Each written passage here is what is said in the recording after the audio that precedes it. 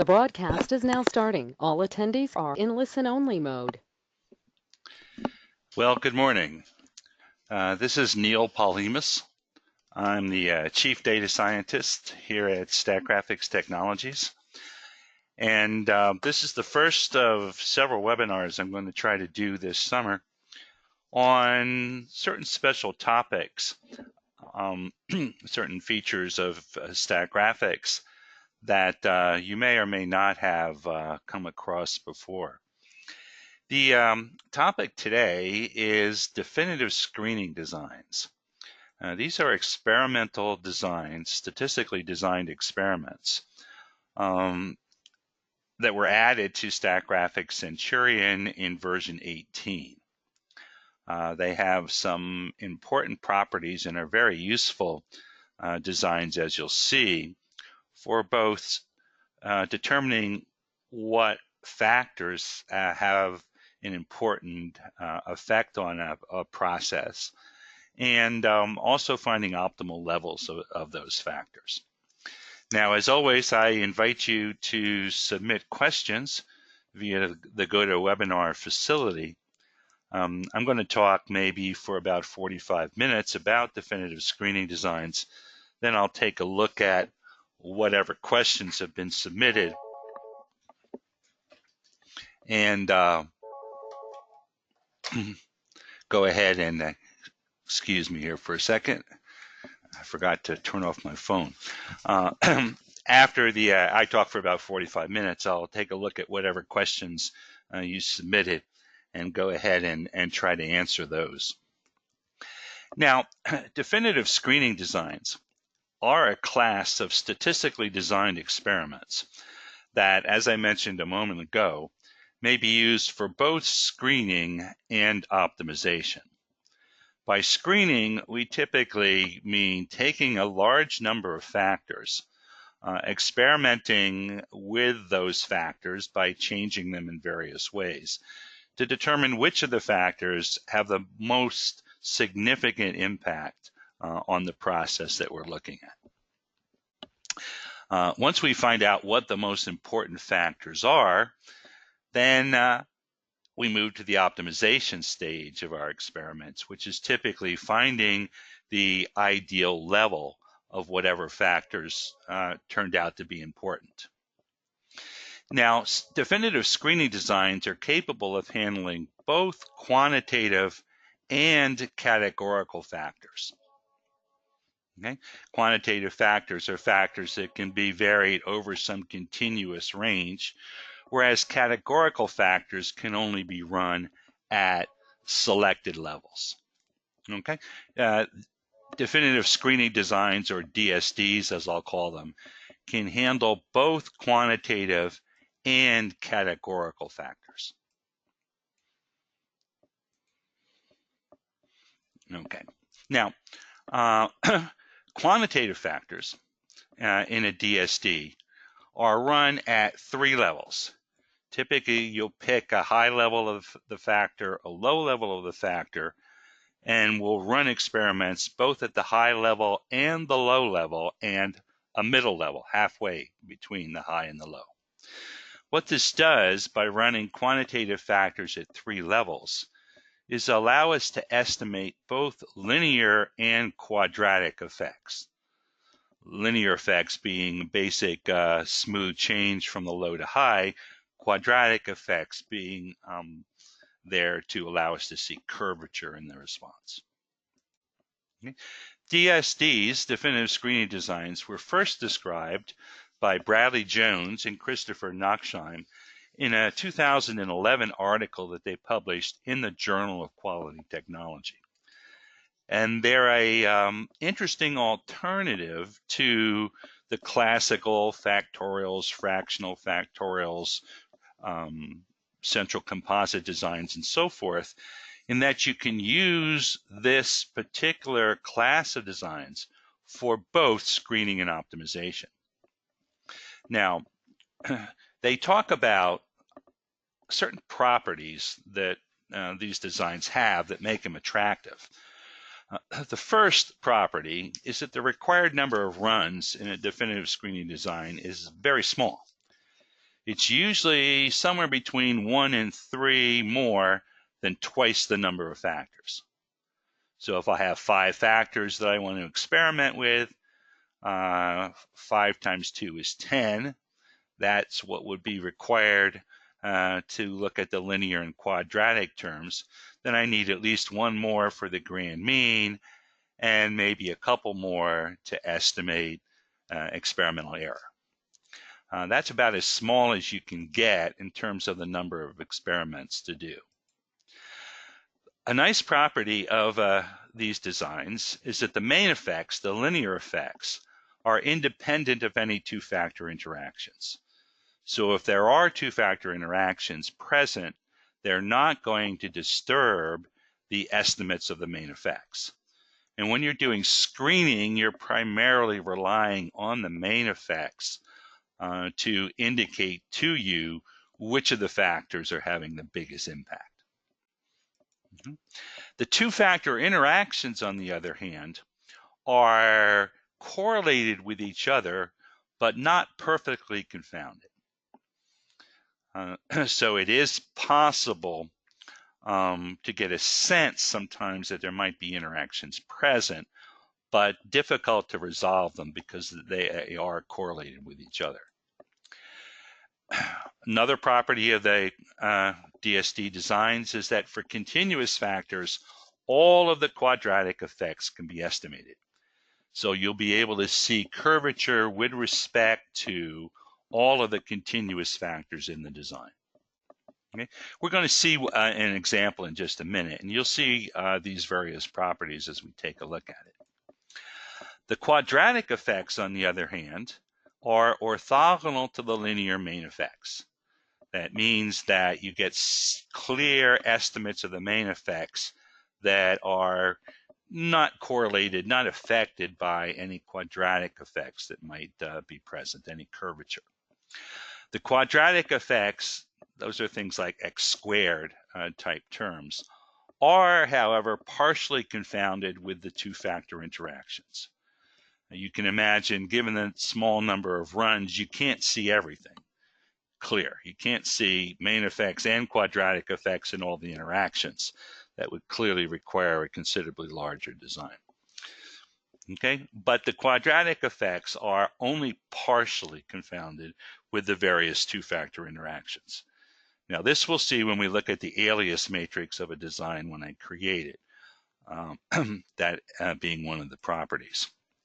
And finally, it turns out, and this is a very attractive property, that if you're running a DSD involving anywhere between 6 and 12 factors, and you identify 3 or less of those factors as being important, having a large impact on the response, then the design collapses to a design in those factors, which is able to estimate the full second-order model.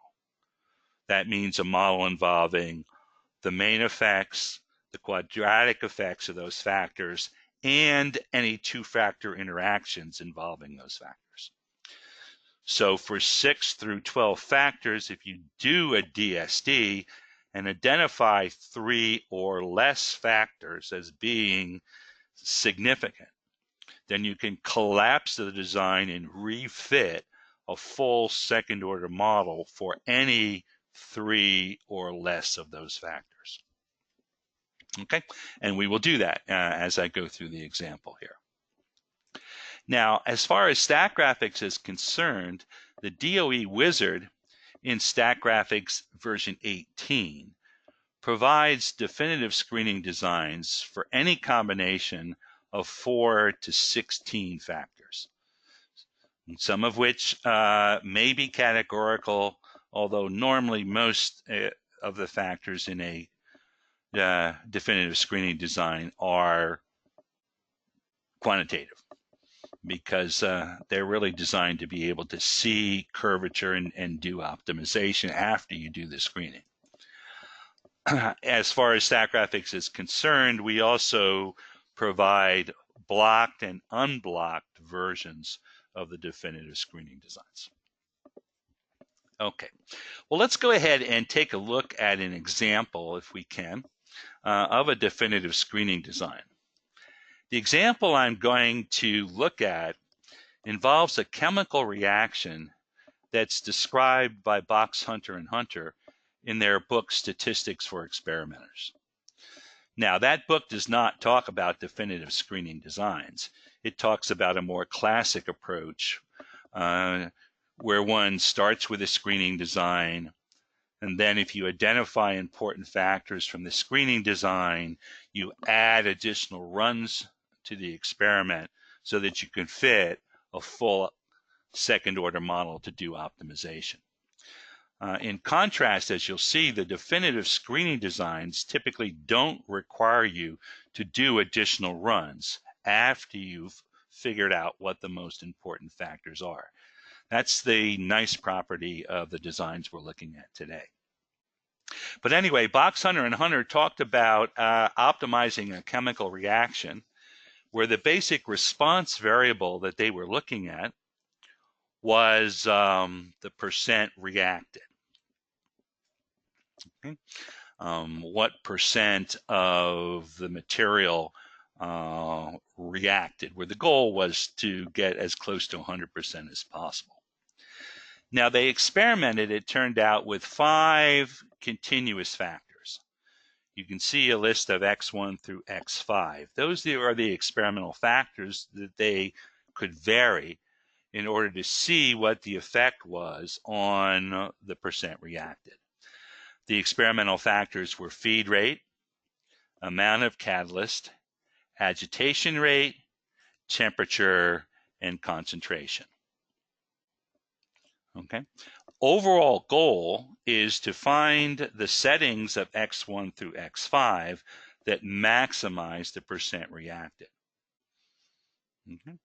And there's 2 steps to that. Typically, first off, figuring out what the most important experimental factors are, and then secondly, finding the ideal level of those factors. Okay, well, at this point, I'm going to move and call up Statgraphics. There it is, Statgraphics version 18, and show you how we can construct a definitive screening design. Okay. We're going to take that example, set it up, and go through the whole process of analyzing it, collapsing factors, and so forth. Now, to start off, I'll go to DOE on the main menu, and you see the experimental design wizard. Okay, the experimental design wizard, when I ask for it, will open up a special window with 12 buttons labeled Step 1 through Step 12. They are designed to take me through the entire process of setting up the experiment, evaluating its properties, and then once I've done the experiments, fitting statistical models and going as far as optimizing the process. Okay, so let's go through this. The first thing I'll do is I'll press Step 1. Step 1 allows me to define up to 16 response variables that I'm interested in modeling. Okay, each of them typically gets a name. So in this case, it turns out there's only one, and that happens to be the amount of the product that reacted, and it's in units of percent. I'll tell it I want to analyze the mean percent response, percent reacted. And my goal is to maximize that particular variable. You have a choice of maximizing, minimizing, or hitting a particular target. My goal in this case is to maximize. The fields labeled impact and sensitivity I don't need to worry about. They only come into play if you have multiple responses. I will, however, define a minimum and maximum for the reacted. the minimum is basically the minimum acceptable percentage. In this case, the percent reacted. And I'm really not interested in anything less than 80%. On the other hand, the maximum, of course, is to have 100% of the product reacted. So I'll put that in as my goal. And eventually I'd like to see what combinations of the X variables can get me as close to that 100 as possible. Okay. Step 2 in the process is defining the experimental factors. Okay. Oh, I could have also put in a comment. Maybe I'll put in a comment for this design. This is a DSD design for chemical reaction. I could have put that in on the previous screen. I just forgot. Okay. This particular dialog box, however, is designed to let me define the factors and the levels of the factors that I'm going to control in my experiment. And the first thing I need to do is increase the number of factors to 5. That'll correspond to X1 through X5 on the slide I showed you earlier. Okay.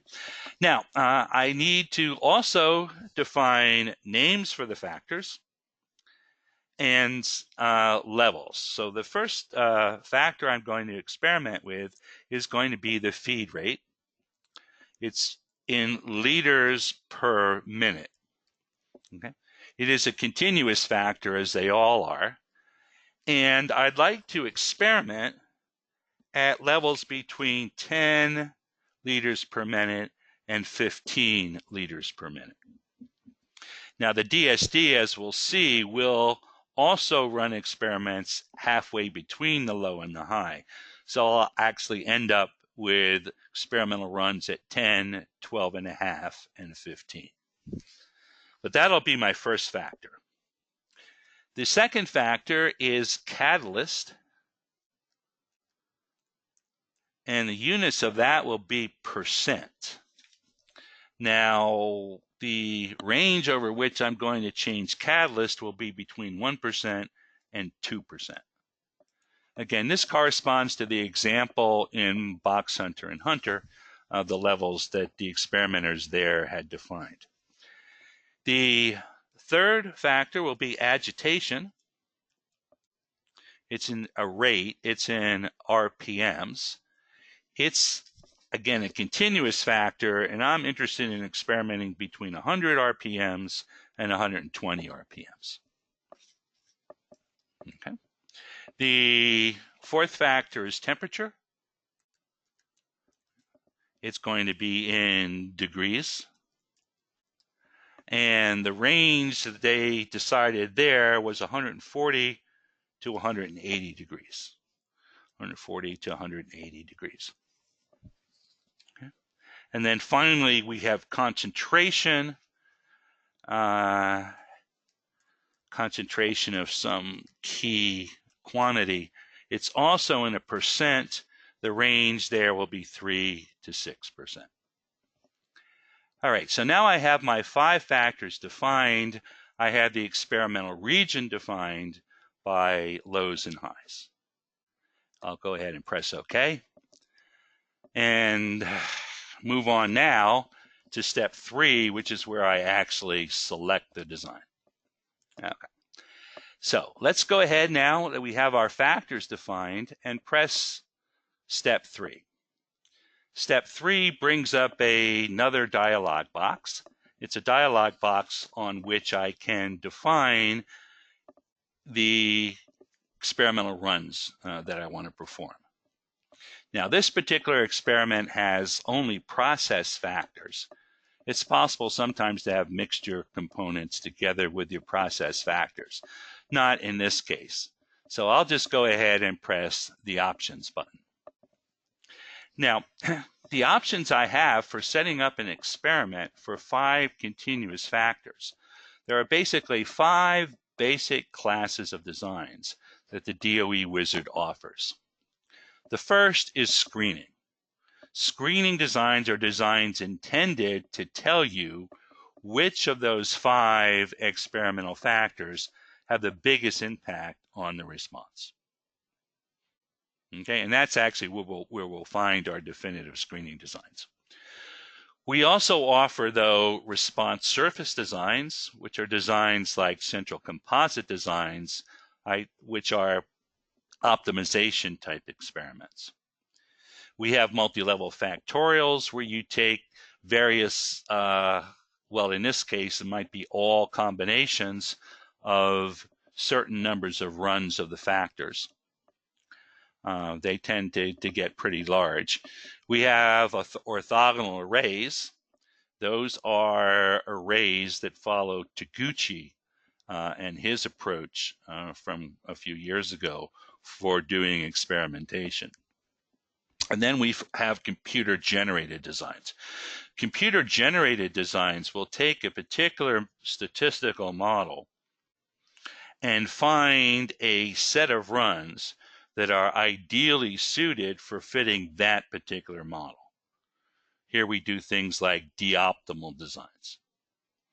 Okay, well, that's a topic for another day. We're talking today about definitive screening designs, so I'm going to pick the design class screening. Now, what this will do is it'll bring up a list of designs that are available for 5 factors, for screening 5 factors. It starts with the full 2-level factorial. That's all combinations of 2 levels of each of the 5 factors. That's a 32-run design. It's resolution 5, actually 5 plus, meaning it can estimate all the main effects and all the 2-factor interactions, and they're all orthogonal to each other. Okay. That one's not run that frequently. One that is run a lot is a half fraction. It turns out that you can take half of the combinations of a 2-level factorial design, that's just 16 runs, and still achieve resolution 5.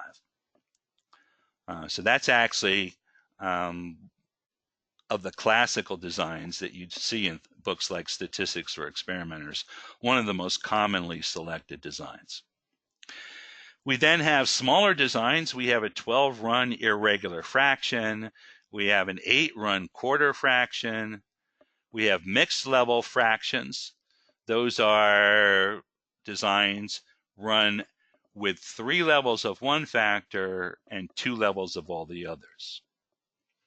Okay, and then we have a half fraction in 2 blocks. And then finally, the designs that were added to version 18, the definitive screening design, which by default has 13 runs, and the blocked definitive screening design. Okay, in the case of the definitive screening design, the default is 13 runs, all done in a single block, and it's labeled resolution 4. Resolution 4 means that the main effects are clear of the interactions, but the interactions are confounded amongst each other. Okay, I'm going to go ahead, though, and select the definitive screening design. And then I'll have a few options. As I said, the definitive screening design by default has 13 runs. Okay, 13 runs is enough to estimate the grand mean, the 5 main effects, the 5 quadratic effects, and leave, I guess, maybe 2 degrees of freedom behind to estimate experimental error. That's 13 runs. I'm going to go ahead, though, and ask it to add in 3 additional runs at the center point. The center point being a run at a middle level of all of the factors. Okay, and I'm going to ask for those to be randomly placed throughout the rest of the designs. Okay, so let's go ahead and add 3. Let's go ahead and press OK, and you'll see now the definitive screening design with 3 additional center points. If you take a look at any factor like feed rate, you'll see experiments at the low value 10, the high value 15, and halfway in between 12.5. Same thing for all 5 factors. So we have a selection, in this case, of 16 experiments, 16 different combinations of the experimental factors at which I do an experiment and measure the percent reacted. Okay, well, that looks good to me, so let's go ahead and press OK. It's now taken that design and incidentally put it over into the data book. There's the data book. You can see those 16 runs were entered into the data book, and it's left a column for percent reacted, which eventually, once I run those 16 runs, I'll enter the mean percent reacted. Before I do that, though, I'd like to go back to the experimental design wizard because I'm not finished looking at this particular design. In particular, I need to go now to step 4. In step 4, I specify the model that I want to fit to the data. Now, for a definitive screening design, the default model is a quadratic model. A quadratic model involves each of the main effects, terms like x1, x2, x3, x4, and x5. It also contains the quadratic effects. And where you see AA, that means x1 squared, x1 times x1.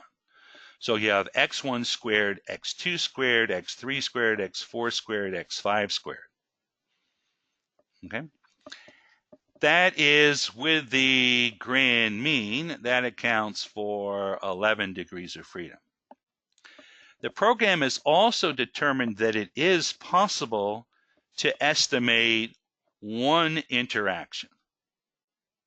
And arbitrarily, it's put into the model here AB. Okay, it could have been any one of those interactions. Now, they're all confounded with each other, so beyond that, it can't estimate anything. And actually, the first thing I'm going to do is double-click on that AB to take it out of the model. There's no particular reason for me to go ahead and estimate AB. In fact, the design is cleaner if I just start by estimating the main effects in the quadratic terms. All right, so I'll go ahead and select that particular model. And you can see down here where it specifies step 4 that this particular model has 11 coefficients. Okay. Now, going back to the toolbar here, I've been through the first 4 steps. Step 5 says select runs. Now, that would only be necessary typically if I was doing some sort of computer-generated design, where I might, excuse me, have started with a very large set of candidate runs and want the computer to select a subset of those runs. In this particular case, I already know what runs I want to do. I don't want to select a subset, so I don't need to do step 5. Step 6, though, I would like to do. Step 6 says evaluate design.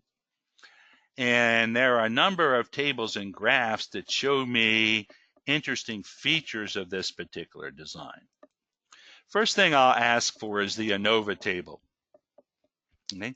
The ANOVA table will show me how the degrees of freedom in my experiment are being used to estimate various things. First off, it turns out that 10 degrees of freedom will be used to estimate the main effects and the quadratic terms. Okay? There are 5 degrees of freedom left in this particular design to estimate experimental error. Of those 5 degrees of freedom, 3 measure pure error. Those are the 3 degrees of freedom I pick up by adding 3 additional points at the center of the design. There are also 2 degrees of freedom for lack of fit. Those 2 degrees of freedom come from terms that I have not added to my model. For example, those interactions or cubic terms or whatever else is not in my model could be treated as experimental error. Okay, but in this case, I could either base my analysis on 5 degrees of freedom for total error, or if I was worried that there might be other effects not accounted for, I could just use the 3 degrees of freedom for pure error. Okay, so that gives me an idea of how my experimental runs are being used. It's also useful to look at, let's see, model coefficients. Okay, what this particular table does is show me each of the coefficients in my mathematical statistical model. There's a constant term, there are 5 linear effects and 5 quadratic effects. It shows the standard errors. It also shows an interesting column, the variance inflation factors.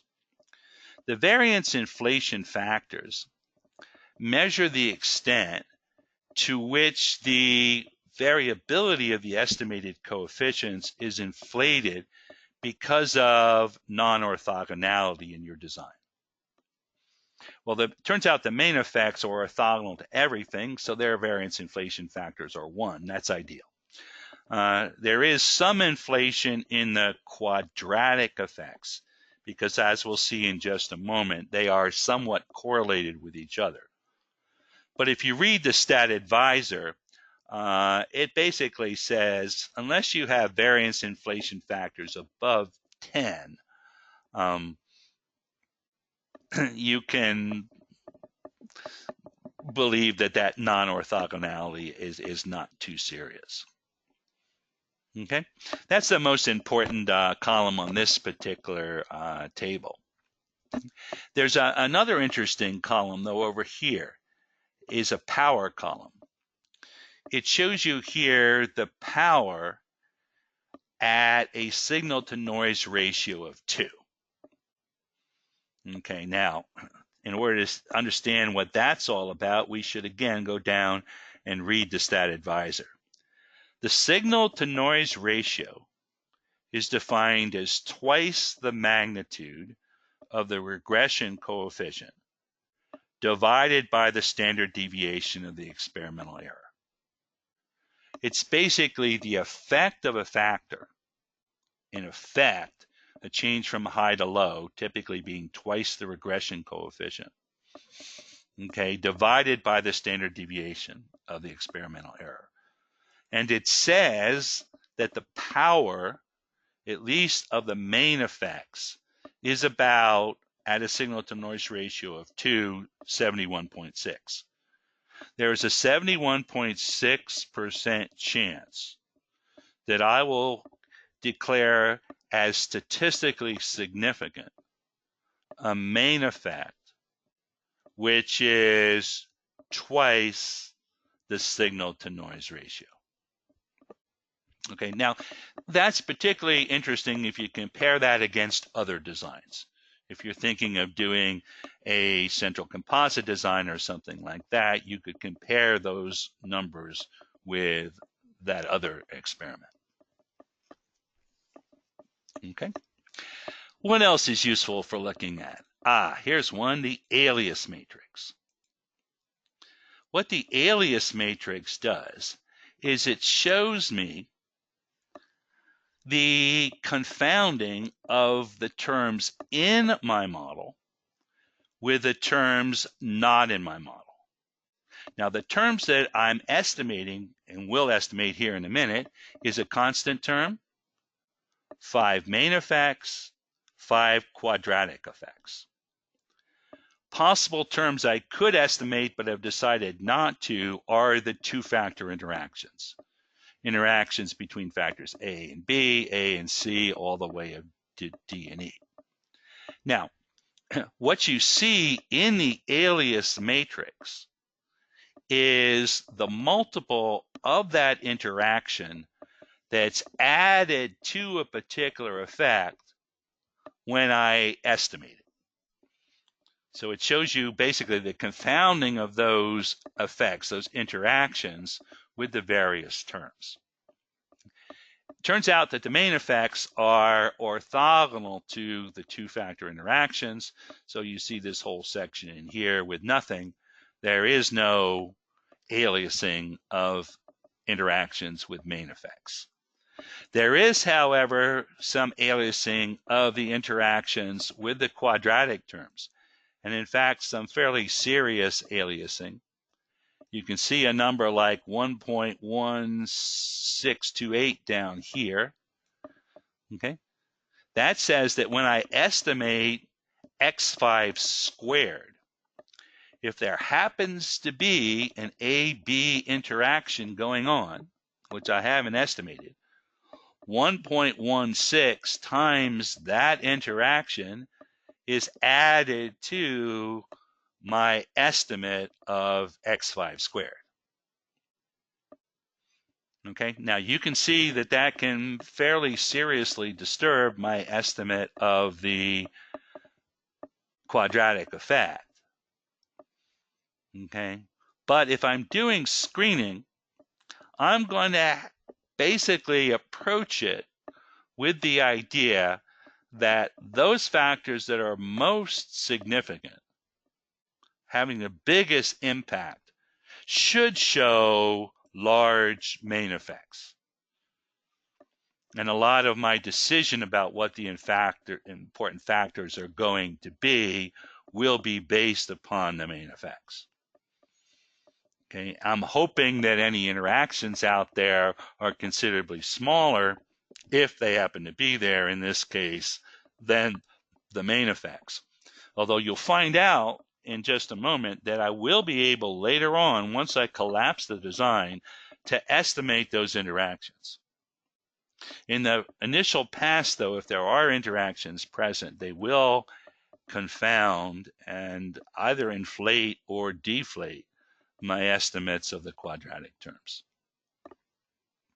Again, I can't have everything if I'm only doing 16 runs. The nice thing here is that the confounding of the interactions is at least, it's clear of the main effects. The only thing being confounded are the quadratic terms. The other thing I should look at is I should look at the correlation matrix. The correlation matrix will show me how correlated the estimates of the various coefficients in my model will be. Now, again, the main effects are orthogonal to everything. You'll notice in the correlation matrix here that the correlation of A is 0 with all the other main effects and all the quadratic terms. Right? Main effects are orthogonal to everything. There is some correlation amongst the quadratic terms. You look down in this section here. But in fact, the correlation of AA with BB, that's x1 squared with x2 squared, is about 0.46. Okay, it's nice that they're all below 0.5, so it's not a particularly serious correlation, but there is, as one might expect, some correlation amongst those quadratics. And finally, let's take a look at the actual design itself. If I go here and ask for the design points, you'll be able to see a matrix plot showing me the design as well as we can show it in 5 dimensions. The idea of the matrix plot here is you can take any two variables like feed rate and catalyst. This shows you the layout of the points with respect to feed rate and catalyst, and it turns out that it looks like a 3x3 factorial design with respect to all pairs of factors. So you're running all combinations of 3 levels of feed rate with 3 levels of catalyst, 3 levels of agitation, 3 levels of temperature, and 3 levels of concentration. Okay. That third level, the fact that you're doing the central value, is what lets me estimate the curvature in the design. Okay, well, next thing I would normally do is go to step 7 here, save the experiment away, and I can call it webinar experiment. And when you save an experiment in Statgraphics, it gets saved with an extension .sgx, which is a Statgraphics experiment. Okay, now, next step would typically be to go out and do the experiment and type into this reacted column the results. Well, it turns out I've already done an experiment. So I'm going to close this all off, go back to an empty spreadsheet, and go get a data file called DSD. Incidentally, this data file I will provide on our website after the webinar so that you can work with it yourself. Okay. This is a similar design to what we just set up. It's got 16 runs. The only difference between what we set up and this one is that they're in a different random order. The runs are in a different random order. What I've done, though, for all 16 runs is I've actually generated from a model that I know simulated results for percent reacted. I actually took a statistical model with 3 active factors. I won't tell you which they are yet, but there were 3 active factors. The main effects of those 3 factors were important. There was also one of the factors that had a quadratic term, so I put some curvature in with respect to one of the factors. And I also put in an interaction between 2 of the factors, just to see what the interaction might do when I analyze the results. You can see, incidentally, that the results ran from, I think, about 56.5 at the low end to 98.0 at the high end. Okay, so that's the data, and as I said, I'll put this data on our website so that you can analyze it yourself. Okay. Now, back to the experimental design wizard. Once I have results for those runs, I can go to step 8. Step 8 is the analyze data step, and I can, if I want to, select to transform the response, though I don't have any particular reason to do that at the moment. So I'll just take the defaults and press OK. Now, what it did is it just fit a mathematical model. And if you look at the analysis of variance table here, you'll see that the model had the 5 main effects, A, B, C, D, E, and the quadratic terms, A squared, B squared, C squared, D squared, and E squared. Okay. The place I typically like to look when I start looking at the results is this particular chart up here. It's called a standardized Pareto chart. What it does is it takes each term in the model and plots what it calls the standardized effect. Now, the standardized effect in this case is just a t statistic calculated for each of the factors. In this case, each of the main effects and each of the quadratic terms. This line right here is the line beyond which the t statistic becomes statistically significant at the 5% significance level.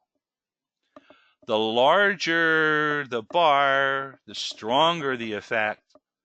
Anything beyond the t statistic here, the critical t value right here, is statistically significant at 5%. And you can see that it picked out catalyst as being the most significant effect, followed by temperature squared, followed by concentration. Okay, I was pleased to see that because those were, in fact, the three active factors that I put when I simulated the data. And in fact, it was temperature squared, the quadratic.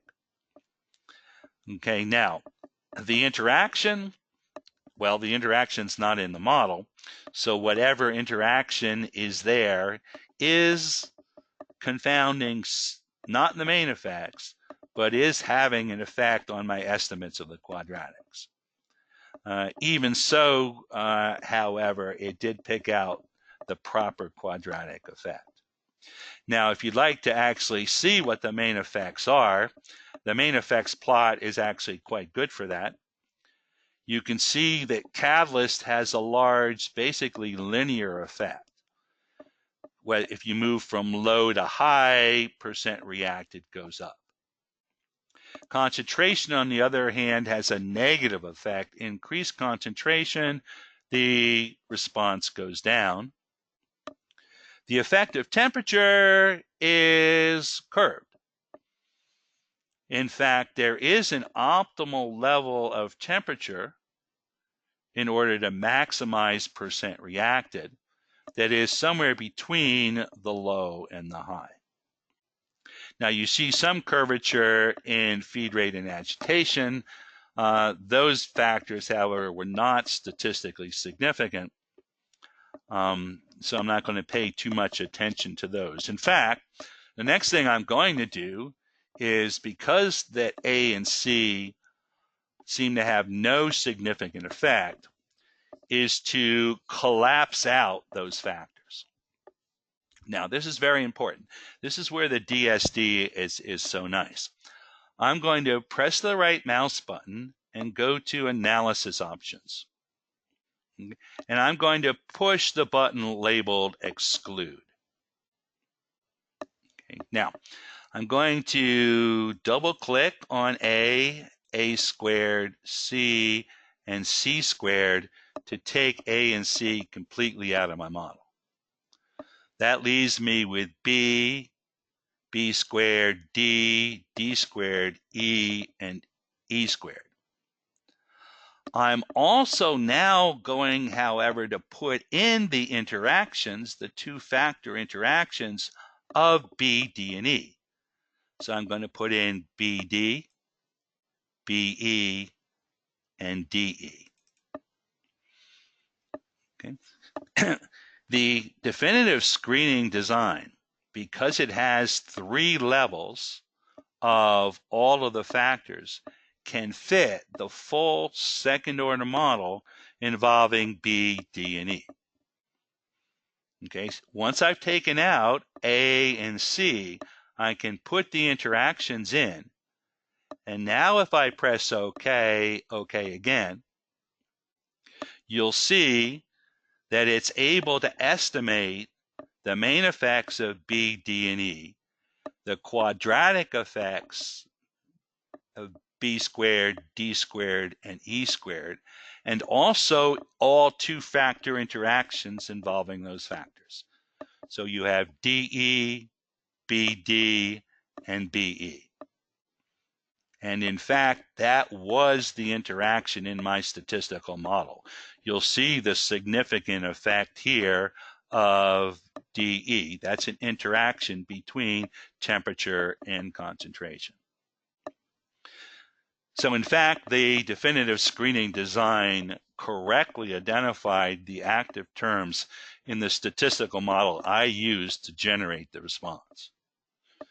It was able to pick up that missing interaction, you see, once I took out the insignificant main effects. Then I had enough degrees of freedom to be able to estimate those interactions. Okay.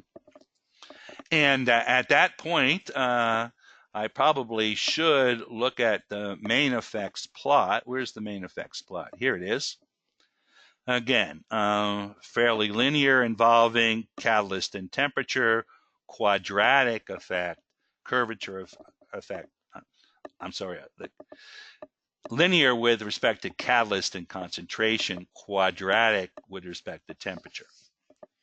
One other plot you might be interested in here, the interaction plot. The interaction plot shows me for all pairs of factors how percent reacted changes. For example, here it shows BD.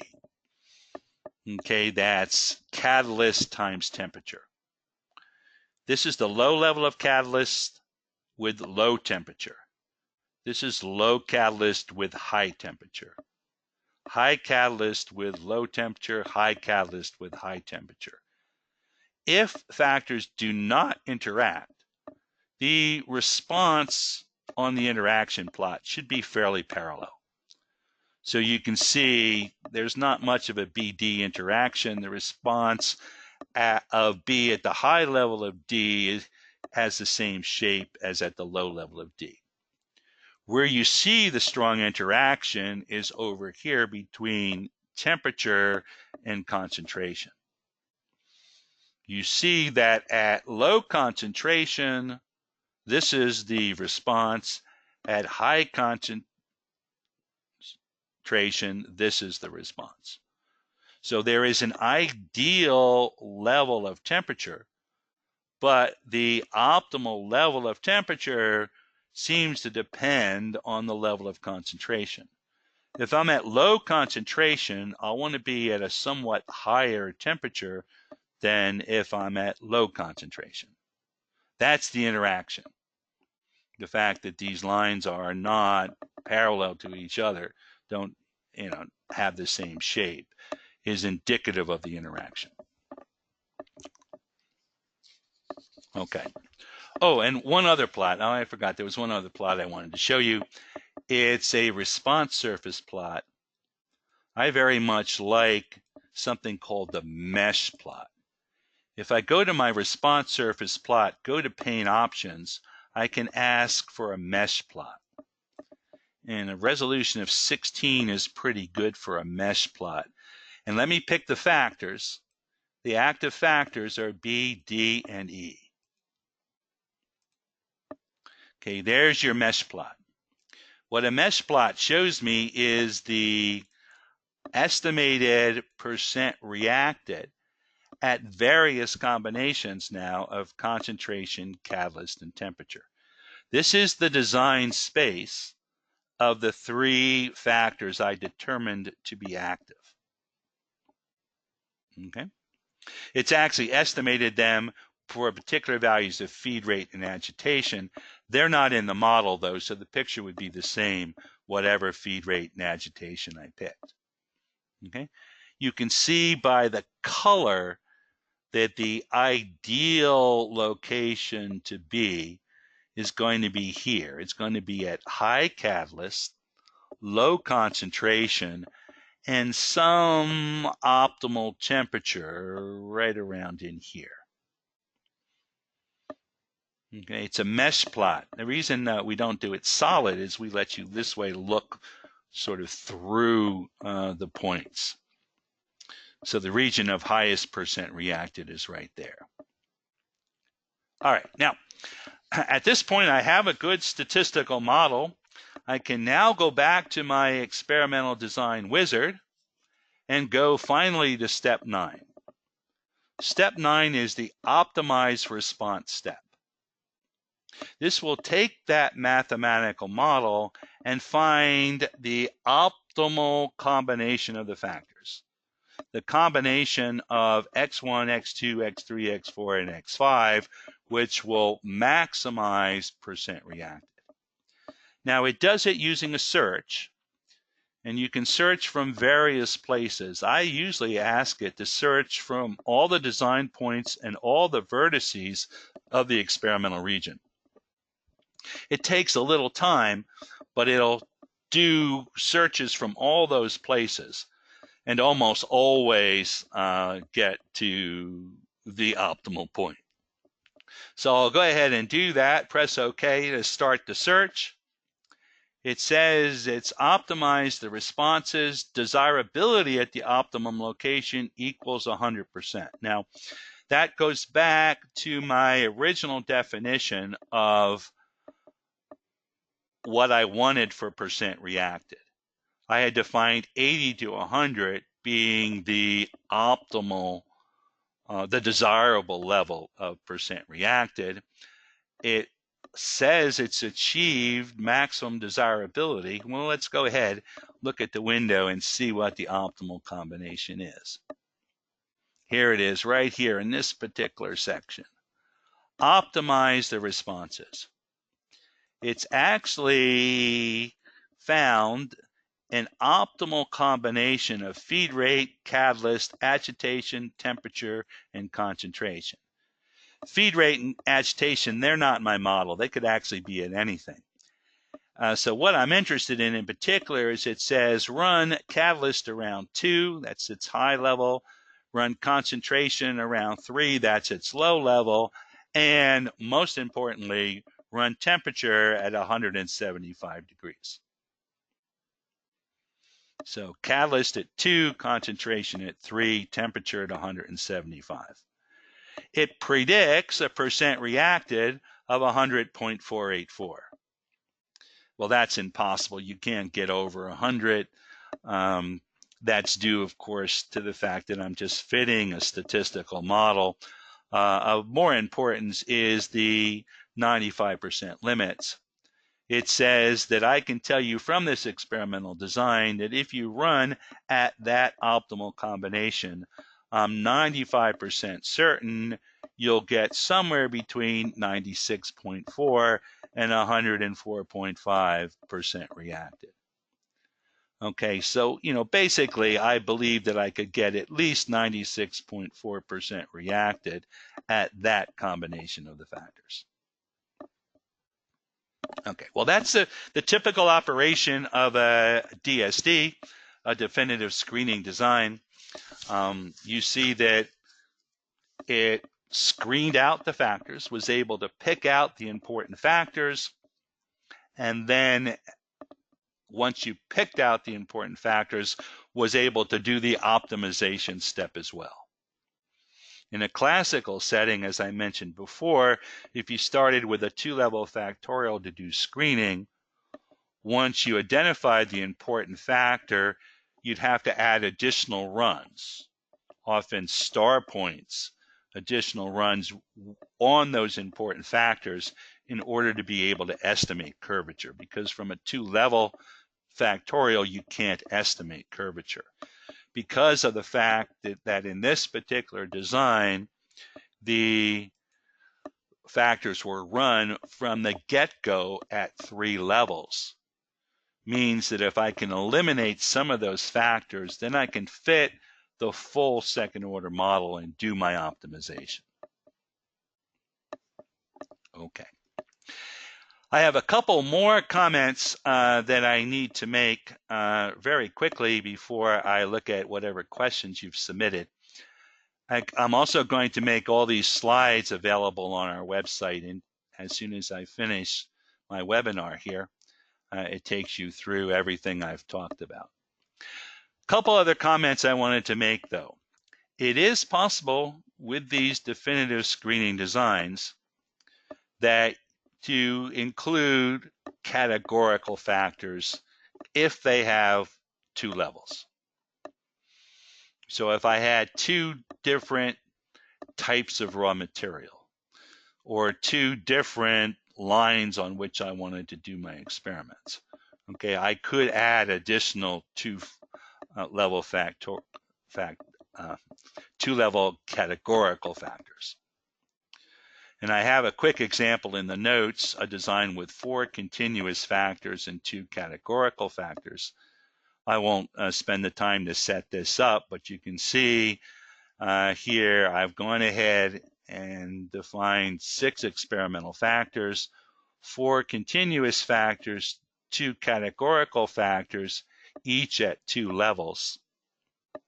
And if I go through the process of picking a definitive screening design, it'll give me a design where each of the continuous factors is run at 3 levels, and the categorical factors are run at 2 levels each. Okay. And finally, the last comment is definitive screening designs may also be run in more than one block. In the example that we've done, I ran all 16 runs in a single block, meaning I tried to hold everything I wasn't changing constant. There are times, however, where you've got to change things. For example, I may not have enough raw material in a single batch to do all 16 experiments. So I might have to use 2 batches of raw material. If I was worried that there might be some difference between the first batch and the second batch, I might like to include that as a blocking factor. Do 8 runs with one batch of material, another 8 runs with the other. But a carefully selected 8 runs. I don't want to do all the low concentration runs with one batch and all the high concentration runs with another batch. That would confound any batch to batch difference with the effective concentration. Well, the experimental design wizard knows how to do that. And for example, I have a quick example here with 6 continuous factors divided into 2 blocks. Basically, you block a definitive screening design in the wizard by simply picking blocked definitive screening design. Okay, and then you tell it on the next screen how many blocks you want to create, and it will set up a definitive screening design with an additional block column. So here you see a 14-run design involving 6 factors, and there are 7 runs labeled block 1, 7 runs labeled block 2. Okay, so if you have blocking factors, they can be entered into the design by simply picking blocked definitive screening design and telling it how many blocks you want. Okay, I'm going to take the Statfolio and data files that I showed you this morning and put them up on our website at www.statgraphics.com/webinars. I'm also going to put a recording of this webinar up there. So if you have colleagues that weren't able to make it today, and I do apologize for the short notice on this webinar. We had our Independence Day, the 4th of July last week, so things were a little hectic. If there were people that were not able to make it, they can listen to the recording again by going to www.statgraphics.com/webinars. Okay, I'll also put these slides on at that particular site, and you can see here the basic references for definitive screening designs. Jones and Nachsheim have 3 articles, one about the basic DSDs, another about adding 2-level categorical factors, and a third about blocking schemes for the definitive screening designs. Those were the basic references we used to code this up in version 18.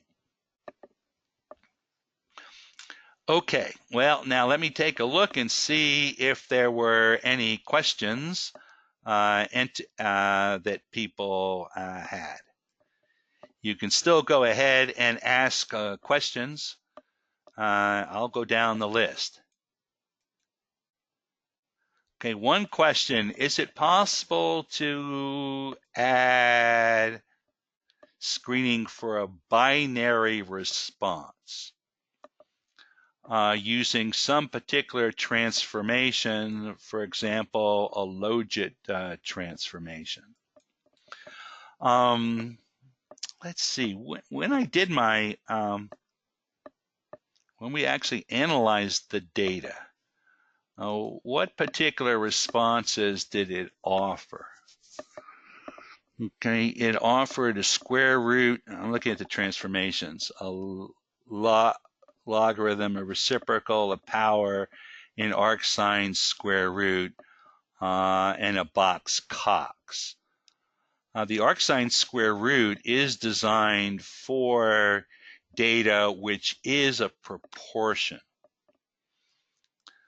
So if your data are zeros and ones, that's not going to be very helpful. But if the response variable is a proportion, the proportion of successes or proportion of defects, for example, then something like an arcsine square root would be important.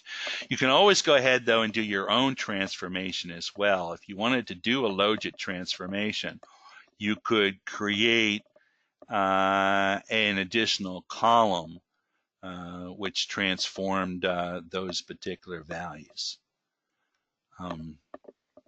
So that would be possible.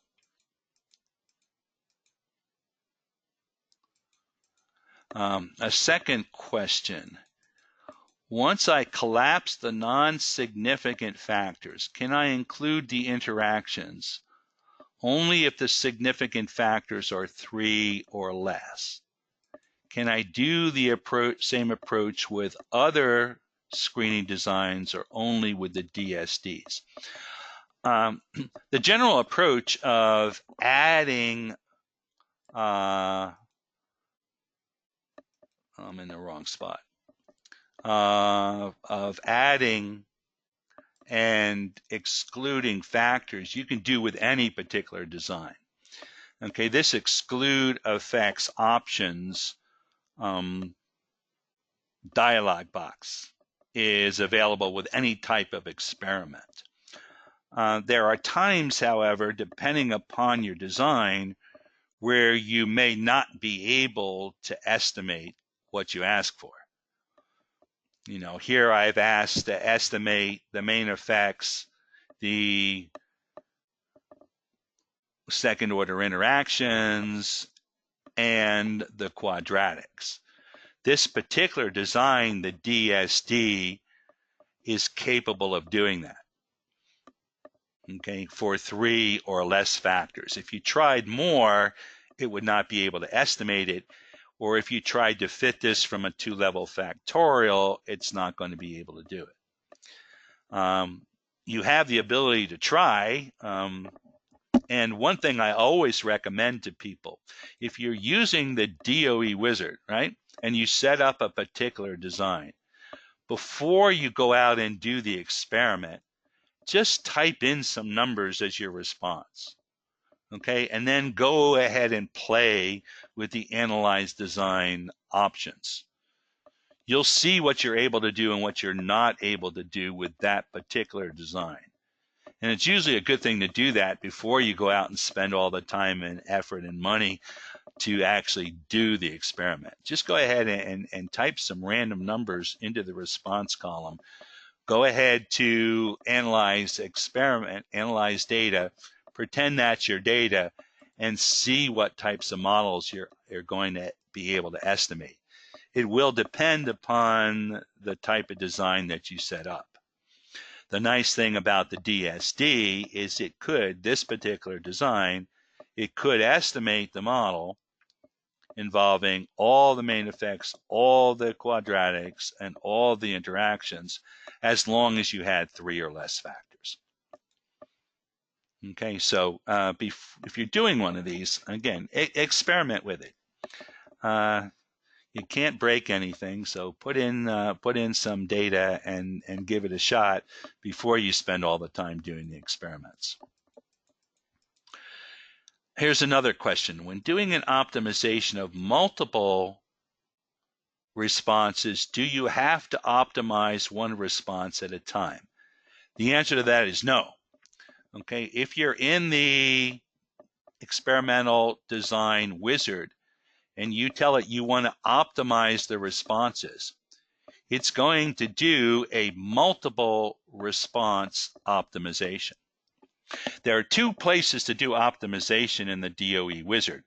One is in the window where you analyze a particular response.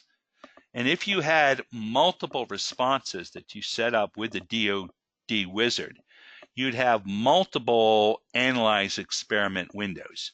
You'd have one window for each of your responses. To optimize a variable by itself, you pick optimization for that particular variable. Okay? So there's a place I could have done the optimization as well. Okay? That involved just that one particular variable.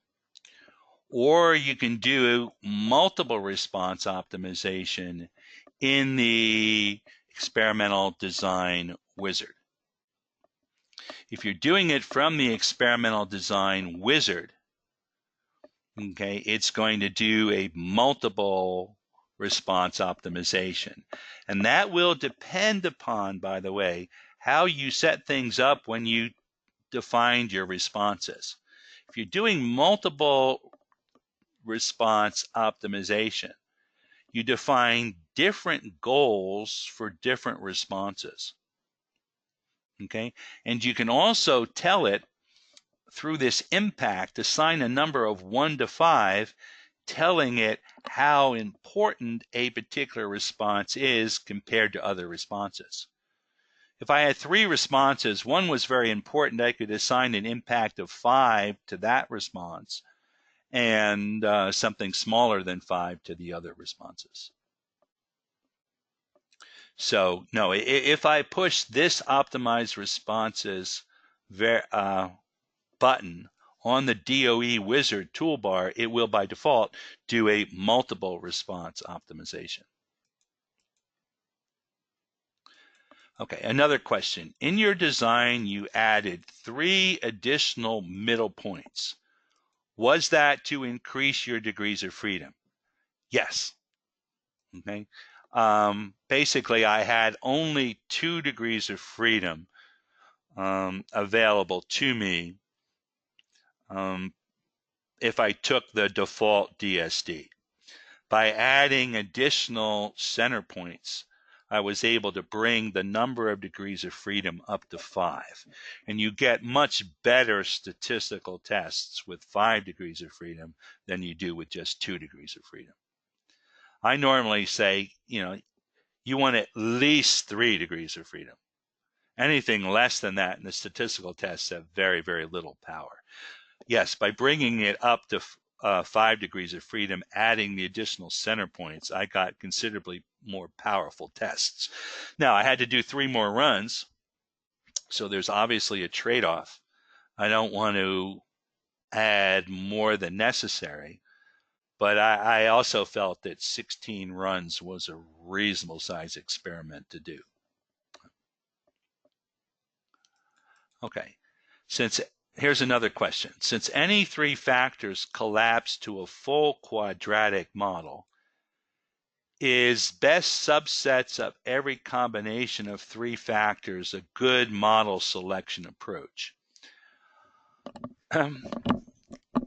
I could certainly try that. I could try fitting the model using multiple times. Using, again, I'm on the wrong window. I want to be on the analyze experiment window. I could go in here and using my exclude button, fit various combinations, fit B, D, and E, A, B, and D, A, D, and E, and so forth, and look at a statistic such as the R-squared statistic here to see which combination of the factors gave me the highest R-squared. The thing about these particular designs, though, because the main effects are orthogonal to everything, right? I can look at that initial analysis and get a pretty good idea at least what main effects are going to be significant. Because my estimate of the main effects is not going to depend upon whether I put an interaction in or don't put an interaction in, or what other factors are in or out. They're all orthogonal to each other. So my initial look at the effects of A, B, C, D, and E was pretty clean. If you want to go ahead, though, and try fitting all combinations of three factors, it wouldn't take you very long. Write down the R-squareds and so forth. But I'm pretty confident. I was pretty confident in that when I saw that initial Pareto chart, that B, D, and E were, in fact, the factors of interest. But typically, given how long it takes to do the experiments, yeah, go ahead and do it. Try all subsets of the three.